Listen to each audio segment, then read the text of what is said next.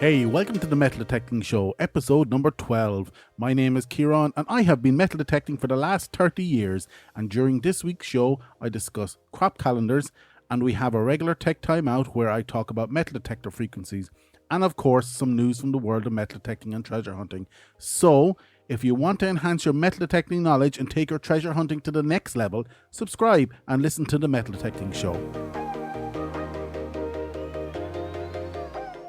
Hey, thank you for listening to my podcast. I really hope you enjoy this one, or one of the many that have come previous. If you want to give me feedback or interact with the show, please reach out to me on Twitter at DetectingThe or Instagram at the Metal Detecting Podcast, or if you want to pop me an email to Kieran at themetaldetectingshow.com. If you like the flavour of what I'm cooking, don't forget to subscribe. I release an episode for you every Friday, 4 p.m. CDT.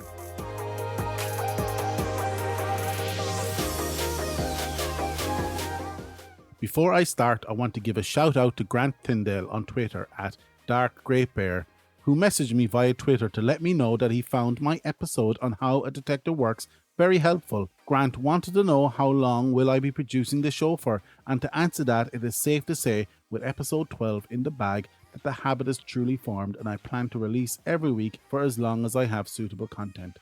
Thanks for the great question, Grant, and happy hunting. So on to my adventures in metal detecting this week. This week I hit a beach that no one ever goes to, as it's a little village Stony Harbour beach and doesn't tick any of the site selection boxes except that it's on a bay of one of the largest harbours in Europe. However, the majority of its surface is covered in seaweed, bedrock, stone and trash from the harbour. I went with the CTX equipped with a 6-inch coil, and just as I said last week where I chalked up a bad day on the cursed beach for a good day later, boy did I have not a good day but a great day. On starting, the first 5 targets were all coins, some old, some new, but all in bad condition, but that was to be expected. The vein of success continued, with most finds being a keeper, with the majority of rubbish being larger iron or aluminium. One find stuck out, an old military button from approximately 1850 in really bad condition, but good enough to identify.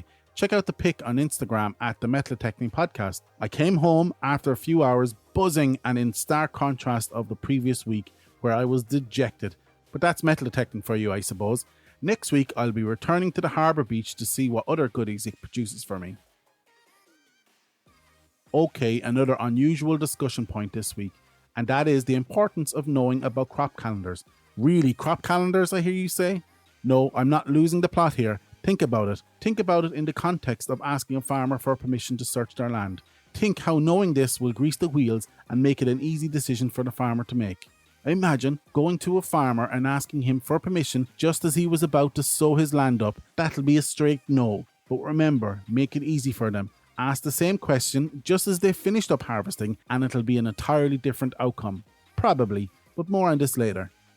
Okay, there's a sweet spot when detecting on crop growing farmland, and that depends on your personal taste. Either just after harvest, where there might be stubble which can make detecting a nightmare, or just after ploughing but directly before sowing. The window after harvesting and before ploughing can be quite large, sometimes weeks, depending on how aggressively the farmer is utilising his land, which is why this window would be popular for detectorists. However, waiting till the farmer has ploughed the land makes for an easier detecting experience, but this window is significantly smaller and sometimes only a day or two, so you've got to be on top of your game to get on the farm detecting during this window. So, unless the farmer is going to think of you and call you to tell you when the farmer is ready to hunt, you need to have some general knowledge of the crop calendar. There are many crops that I could discuss, but I'll only cover the main crops that relate to Europe and the US to give an idea of what to look out for. Okay, starting with wheat. With the EU producing 130 million tonnes and the US producing 58 million tonnes, it is safe to say there are lots of farmers producing wheat in both the US and EU. Planting for wheat normally starts between March and May, with harvesting occurring during June to October. This gives us a window to detect between November and February, with a sweet spot for asking a wheat farmer's permission around September to October timeframe. But be careful, some farmers may put down a winter crop of wheat straight after a summer harvest, then all bets are off, as the only window available for detecting would be around February, maybe March.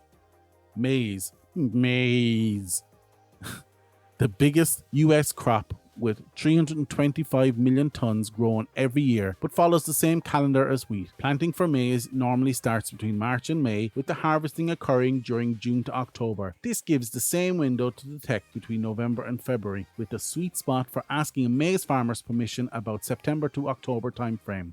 Cotton, another US crop with nearly every state involved in its production, with Texas being one of the largest producers of cotton flax. The cotton farming season starts with sowing starting between April and June, while harvesting occurs during September to December, leaving a detecting window between January and March.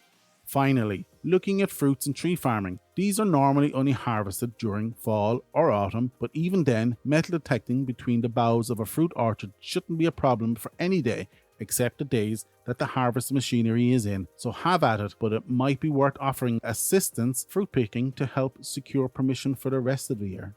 Like I said, not an exhaustive list, but enough to give you an idea of the concept. In general, the best time to hunt is during winter and early spring, but remember, this is just a guideline. Pay special attention to what the farmer is doing. Ask them the question, when is the best time on their land to detect, so as not to damage any crops. But remember that it's all up for change depending on what the weather throws at the farmer. He may be forced to plant or harvest early depending on the weather. Up next is this week's Tech Timeout, where I ramble on about detection frequencies.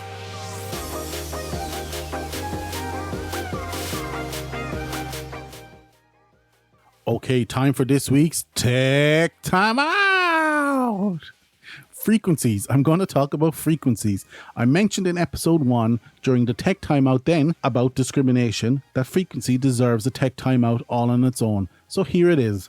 Frequencies or frequency. To be more accurate, what is frequency? Well, frequency is essentially the count of the number of cycles or waves per second. The unit of frequency is the hertz, and 1 hertz equals 1 cycle or wave per second. When we are talking about detectors, we are normally talking in the range of thousands of cycles per second, or kilohertz. So how does this work in a detector? Well, your metal detector pumps out via the transmission coil several or one band of frequency depending on technology utilized. You should be familiar with most of them, such as BFO, which is beat frequency oscillator.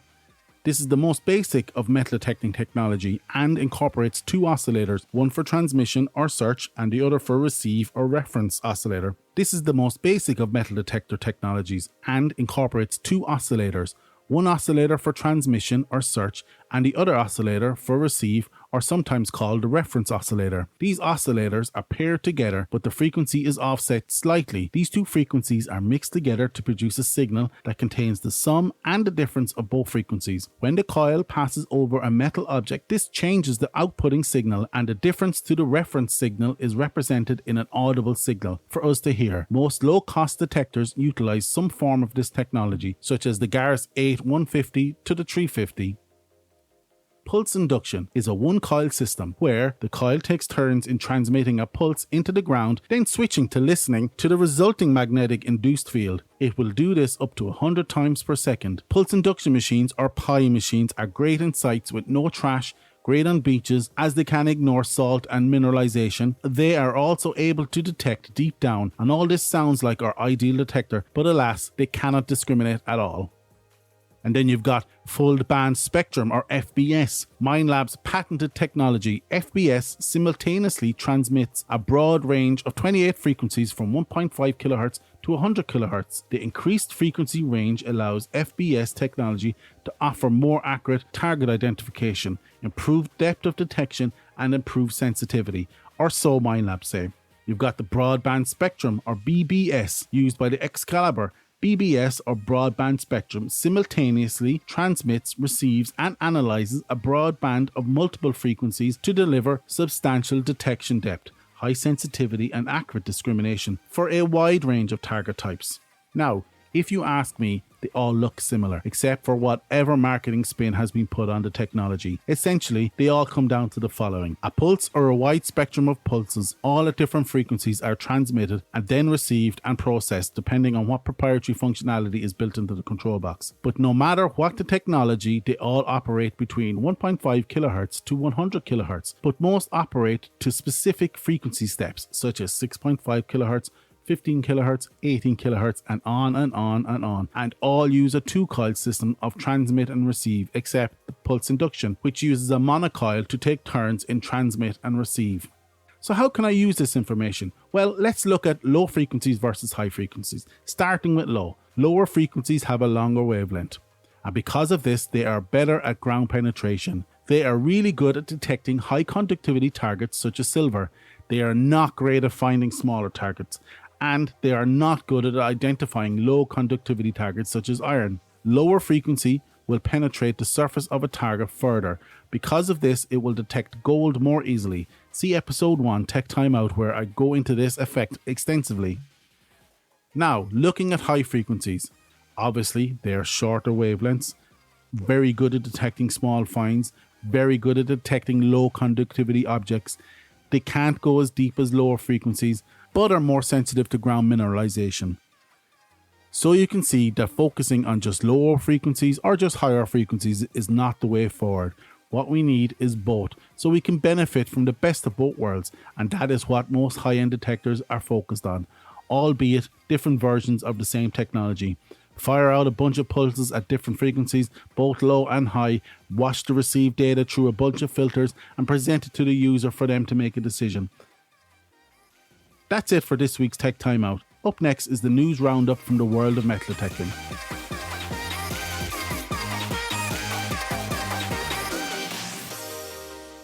There is only one story to talk about this week. The biggest news to hit the treasure hunting community in years, appearing across all major news outlets. So I'm sure you've all heard the news already, but the headlines all go something like this. Treasure hunter finds chest with 1 million in gold and jewels hidden in the Rocky Mountains. I know there is not one person listening to this podcast that is not aware of Forrest Fenn, who buried the treasure, leaving clues in the following poem that was contained in a self-published book called The Thrill of the Chase. The poem reads as I have gone alone in there, and with my treasure bold, I can keep my secret where, and hint of riches new and old. Begin it where warm waters halt, and take it in the canyon down, not far, but too far to walk, put it below the home of Brown. From there it's no place for the meek, the end is ever drawing nigh, there will be no paddle up your creek, just heavy loads and water high. If you've been wise and found a blaze, look quickly down your quest to cease, but tarry scant with marvel gaze, just take the chest and go in peace. So why is it that I must go and leave my trove for all to seek? The answer I already know, I've done it tired and now I'm weak. So hear me all and listen good, your effort will be worth the cold. If you are brave and in the wood, I give you title to the gold. I'd hate to be the guy that had figured it out and never acted on it, and I guarantee you there is at least one person out there saying, God damn it, I knew it! And kicking themselves. Oh my God! Forrest Fenn has confirmed that the treasure has been located, but has it? This may be an elaborate ruse to stop the search after a total of 5 people have died since the hunt began. Dun dun dun. I can see Hollywood fighting over the film rights right now. I don't care as long as Matthew McConaughey is in the starring role. Alright. And that's it for this week's news and views from the world of metal detecting and treasure hunting.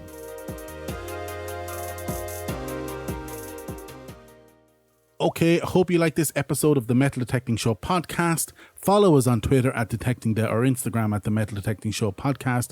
If you want to contribute or have suggestions for topics to cover, pop us an email to kieran@themetaldetectingshow.com. And don't forget to check out our website, www.themetaldetectingshow.com, for this episode's show notes. Check out our Patreon page if you want to help the podcast stay alive or just want to buy me a coffee. Just search for The Metal Detecting Show. If you haven't subscribed yet, please do. It's a simple process of just hitting that button below. If you feel up to it and really want to support the podcast, please leave a review. Once again, I hope you've enjoyed this episode and we will chat to you all again next week. Get out there and happy hunting.